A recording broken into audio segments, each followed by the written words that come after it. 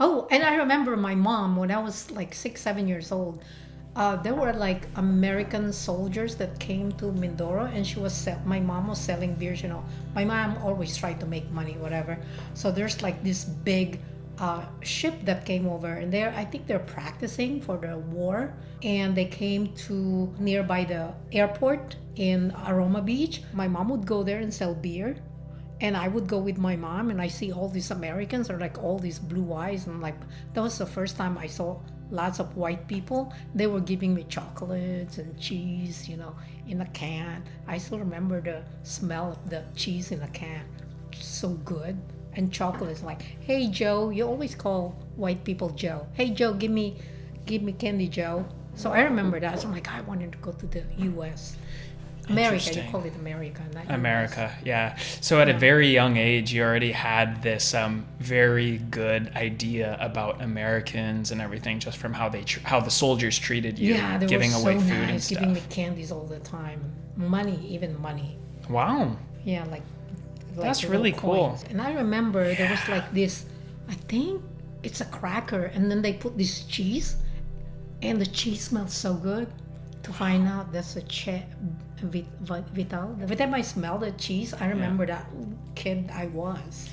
Going back to what you were saying about the apple you saw in movies, because this apple just looks so glorious. Yeah. That motivated you to want to travel and go to the States and and eat that apple with the core. So not throwing the core. I've watched a lot of North Korean defectors. Yeah. I've watched a lot of documentaries about these people who escape, and they risk their lives. They risk the entire lives of their families and everyone. Because if you escape, if they catch you, they kill you. And if they don't catch you, you make it, but they kill your entire family, or they throw them in a camp. This is North Korea. One of the things that got these guys to want to leave, I mean, throughout all the horrors, it was the food, and they don't have TV or anything, all that stuff's not allowed. So they just hear about, I remember he heard about a chicken, because they don't eat meat. They don't have enough food for meat. They're just eating the same soup, gross soup, every single day. Yeah. And then something that happens once in a blue moon is they'll catch a rat. Oh, God. And a rat. Gross. Yeah. That's the only meat they've ever had. Oh, that's A gross. rat is just like, it's a luxury. So they heard about stories of a chicken, of what a chicken tastes like and what it looks like.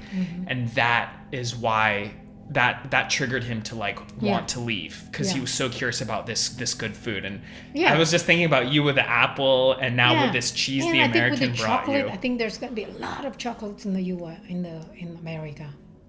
It's like America's land of chocolate. Land of chocolate. Yeah. I don't know any other country. I only know America. There's no other countries. Yeah, there's just the Philippines and America. Philippines and America. If you're a white person, you're American. Yeah, that's funny. I didn't know any other nationality. So nursing was the cool thing to do at the time. Yeah, everyone I know was taking up nursing. You know what? And it was expensive. And I didn't want to be a nurse.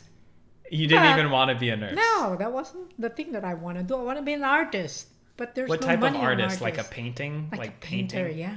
Who was your artist? Monet. Monet was your inspiration. Yeah. Monet. This is so funny. So nursing at the time was like vlogging or YouTubing. Everyone wants to be an influencer. Yeah, everybody and wants YouTuber, to be a nurse. So everyone wanted to be.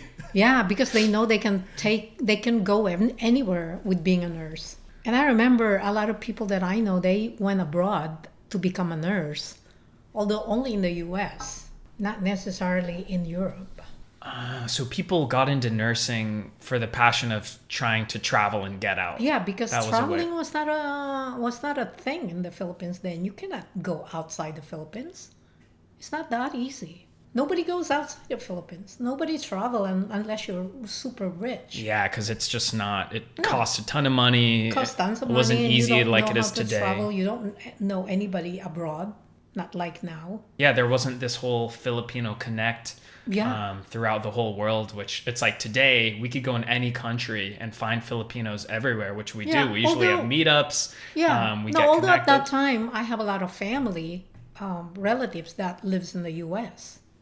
And I write to them, we write to each other. You wrote letters to them? Yeah.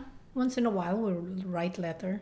And I said, I wanna go there. How did they make it to the U.S., your relatives? I remember Auntie Glo, who has 12 kids, made it because, Jeez, 12 kids. yeah, 12 kids plus their kids, you know. They went to the US because the oldest daughter was married to a guy that was recruited